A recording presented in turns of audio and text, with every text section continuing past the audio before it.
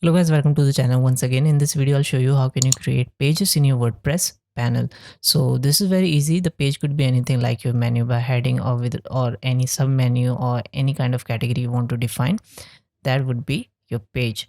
For example, if I click over how to page, it has nothing defined with any keyword or with any line. So if you want to edit or you want to create, how to create, let's see. So first come to the dashboard of your WordPress, then come to the pages tab. If you want to create new page, you can click over add new, or if you want to edit the existing one, you can click over all pages. The all pages tab would contain possibly every element of menu, like how to, which I showed you before. It doesn't have any paragraph defined in it. So if you want to define, you can write, then just click publish.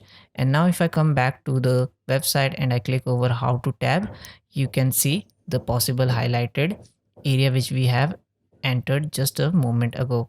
Similar to this, if you want to create new a page to define new menu, new information, you can create by selecting new, add a new tab under pages category. For example, if I want to create new one, I'm naming it my new page. And then if you want to define or highlight any key point, you can write and then publish.